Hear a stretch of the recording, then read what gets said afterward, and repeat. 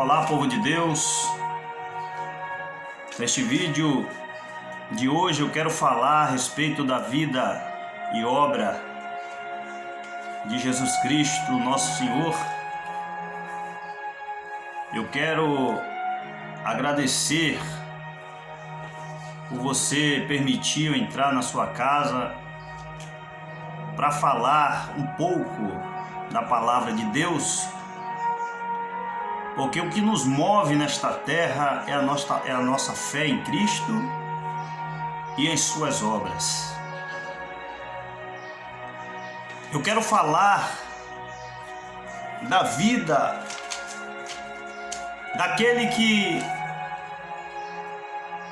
foi o maior homem que passou por esta terra, e o seu legado, as suas obras, os seus feitos, nos enche de esperança, de paz, de um dia habitar com Ele no céu. Eu escolhi o livro de Marcos, porque Marcos, os eventos a respeito de Jesus, está bem detalhado na cronologia certa dos fatos. No capítulo 1 de Marcos, versículo 1, vai nos dizer que Jesus, ele tem um caminho preparado por um profeta de nome João Batista. João Batista, lá no início, antes de Jesus nascer, a sua mãe Isabel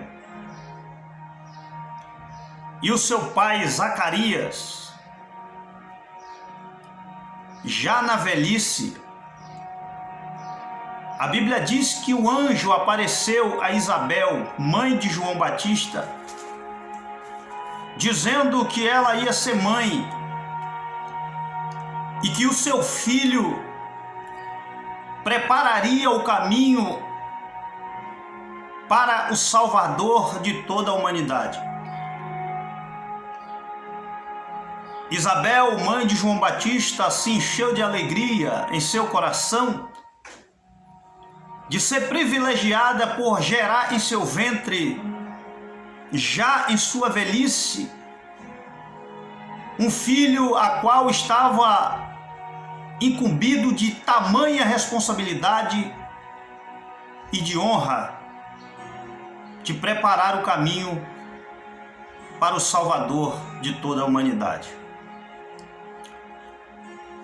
O nascimento de Jesus, a Bíblia diz que, estando Maria quase desposada de José, o carpinteiro, a palavra de Deus diz que o anjo apareceu a Maria, uma mulher humilde, que morava em uma pequena aldeia chamado Nazaré. E ali Jesus escolheu aquela mulher para que gerasse a ele, para que trazesse ele a este mundo. E a Bíblia diz que no início,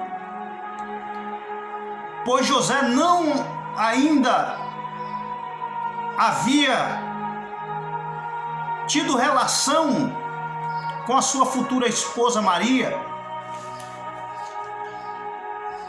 José no início ele relutou em acreditar naquilo que Maria havia lhe contado, a qual o filho que estava no seu ventre era fruto e obra do Espírito Santo. é algo sobrenatural, algo divino, que todos nós sabemos que para uma mulher gerar um filho, é preciso que um homem a tome em seus braços para que tal feito venha acontecer. Mas Maria foi escolhida por Deus para gerar a Jesus, que veio com o propósito de nascer neste mundo para tirar o pecado do mundo, para trazer a humanidade novamente para perto de Deus. Então o anjo aparece a José, explica toda a situação a José. José no início reluta em acreditar, mas o próprio Espírito Santo convence a José, fala em seu coração através da visita do anjo. José é convencido e ele entende que era já realmente um propósito de Deus, pois Maria era uma mulher sincera, uma mulher reta, uma mulher temente e fiel a Deus. A Bíblia diz que Jesus então, quando Jesus estava prestes a nascer, José se desloca com Maria para a cidade de Belém. Chegando em Belém, todas as hospedagens, as pousadas da época, os hotéis estavam lotados de pessoas, pois havia algumas festas naquele período e a cidade de Belém estava muito cheia. Jesus então nasce em uma manjedoura, em um estábulo de animais, cercado por animais. Jesus, aquele que havia sido anunciado como rei dos judeus, e muitos esperavam que Jesus nasceria na casa de Herodes, que Jesus seria da linhagem de Herodes. Mas Jesus era da linhagem de Davi, o belemita. A Bíblia diz que Jesus nasce em uma manjedoura. E Herodes, ao ter conhecimento de que o Rei dos Reis e Senhor dos Senhores, o Rei dos Judeus havia nascido, Herodes então decreta que toda criança do sexo masculino que nascera naquele período teria que morrer. José e Maria então levam Jesus em uma fuga extraordinária. Eles fogem para o Egito. Quando Herodes morre, Jesus volta para a sua terra. João Batista já estava preparando o caminho para Cristo, o caminho para o ministério de Jesus. João então é capturado por Herodes Agripas, tem sua cabeça decepada por ordem da esposa de Herodes. E a Bíblia diz que Jesus, ao tomar conhecimento da morte de João, nisso Jesus já havia sido batizado por João, e quando ele sabe que João é morto, ele retorna novamente, e agora ele vai começar o seu ministério na Galileia. Jesus, ele prega na Galileia, ele inicia uma cadeia de eventos de milagres que ele, por onde ele passava, ele realizava.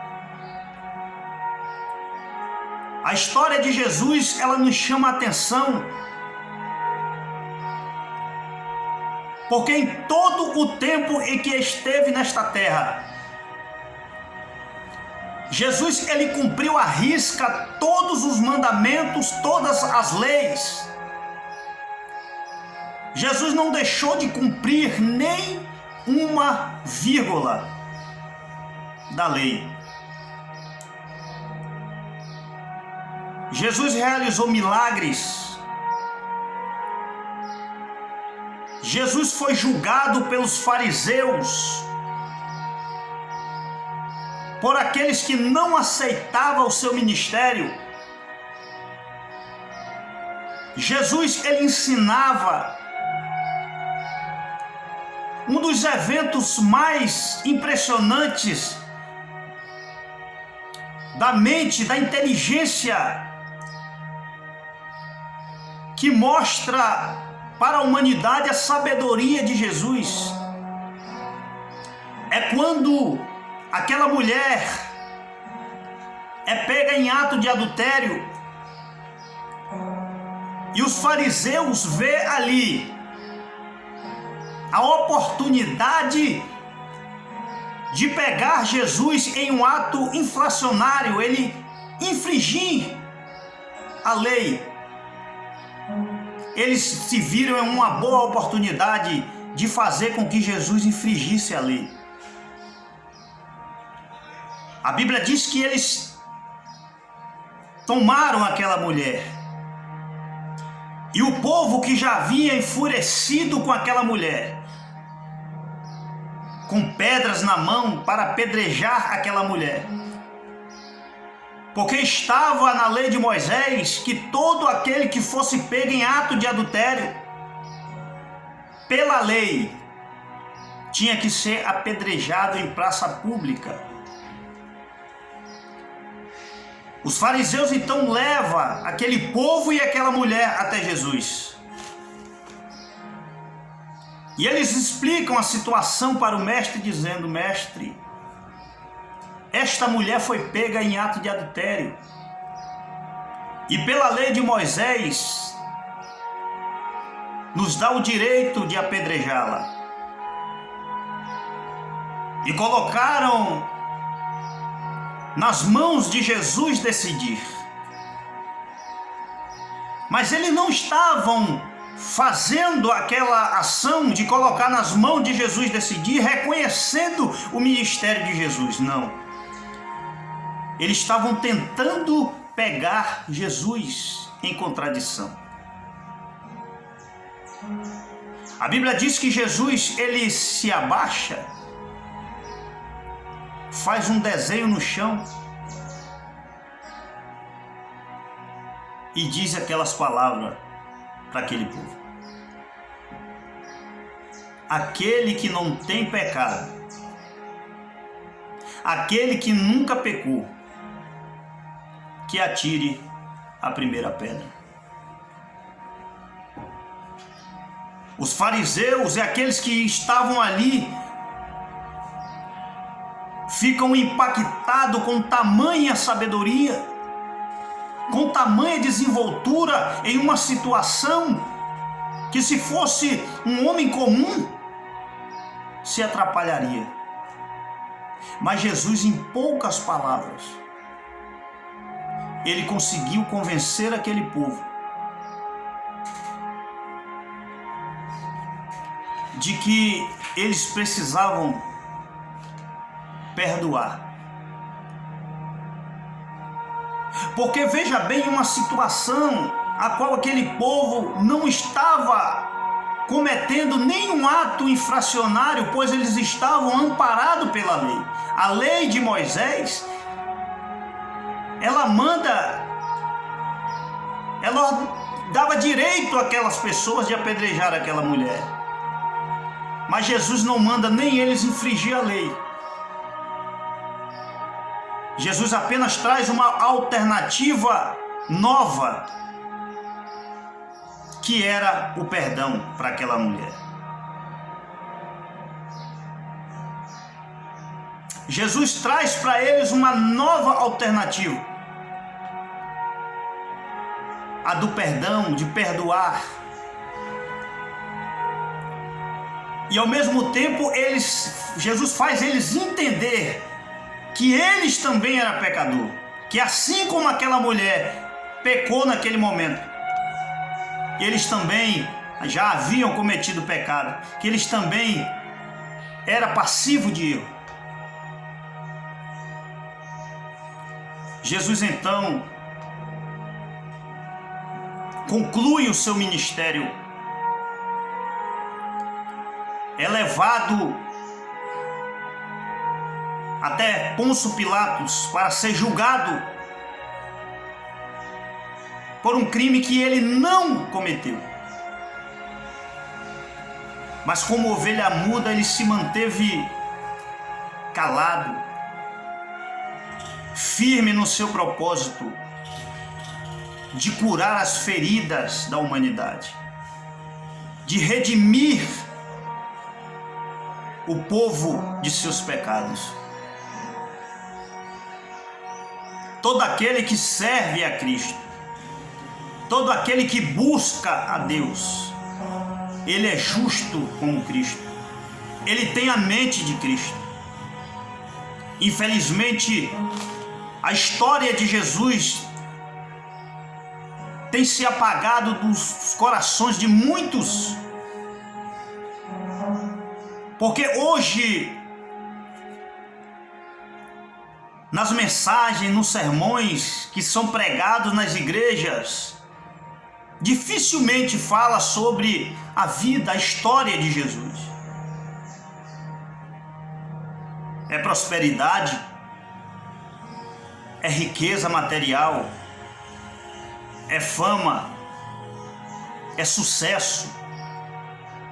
Cultos, não se fala mais em cultos, fala-se em shows. Não se fala mais em culto de adoração, de louvor, se fala em shows. Em muitas igrejas estão pregando prosperidade, como ficar rico, como resolver os seus problemas financeiros, mas estão esquecendo de contar as histórias de Jesus, a sua história, o seu legado, as maravilhas que ele fez ao passar por este mundo, mesmo sendo rejeitado, mesmo sendo xingado, apedrejado, crucificado. Ele nos ama, ele nos perdoa, ele reconhece que somos falhos, e a sua história está se perdendo nos púlpitos, estão se perdendo no seio da igreja, porque muitos estão esquecendo que uma igreja, para ela ser salva, para ela ser bem-sucedida, ela não precisa de dinheiro, ela não depende de homem, ela não depende de ouro nem prata. Uma igreja, para ser bem-sucedida, ela tem que ser cristocêntrica. Cristo tem que ser o centro, pois o mesmo é o fundador. Ele é aquele que sustenta a igreja. Ele é aquele que mantém o seu povo na direção certa. Ele é aquele que sustenta, ele é o pilar da igreja. Muitos dizem que o círculo de oração é a coluna da igreja. A coluna da igreja é Cristo. O pilar de sustentação da igreja é Cristo. Sempre foi e sempre será.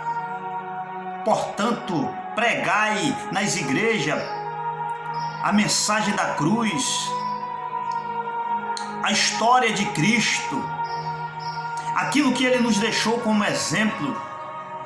É preciso ser contado o caminho até a crucificação, a ressurreição, a sua ascensão ao céu, a sua promessa de que um dia retornaria para buscar o seu povo. É nisso que temos que nos apegar. É nisso que temos que pregar nas igrejas. Nós que somos ministros, pregadores, evangelizadores do Evangelho, temos que enfatizar a Cristo, a história de Cristo. Essa nova geração, a juventude, muitos têm crescido dentro das igrejas ouvindo mensagem de prosperidade, mensagem de fama, mensagem de como adquirir riquezas, carros, casa, mansões. E eles têm as suas mentes cauterizadas, estão fazendo uma lavagem cerebral em nossos jovens, ensinando coisas que são indevidas para a formação de um verdadeiro ministro da palavra de Deus. Pois a nossa base é Cristo. O que precisamos ensinar aos nossos jovens, às nossas crianças, é a mensagem sobre Jesus Cristo. A história de Cristo, ela é a mais interessante que existe dentro da Bíblia Sagrada. Não existe outra história dentro da Bíblia Sagrada, dentro do Evangelho, mais interessante do que a história da vida do próprio Jesus Cristo. Deus vos abençoe e te dê força, te dê paz, te dê sabedoria para ensinar os seus filhos, para buscar a Cristo, que Ele é o verdadeiro Salvador. Que Deus nos abençoe. Se inscreva nesse canal, nos ajude, deixe seu like, nos ajude para que Deus possa estar cada dia nos abençoando, para que este canal possa crescer em seu propósito de divulgar a mensagem de Cristo, do Salvador, daquele que morreu por nós na cruz do Calvário. Deus nos abençoe, em nome de Jesus.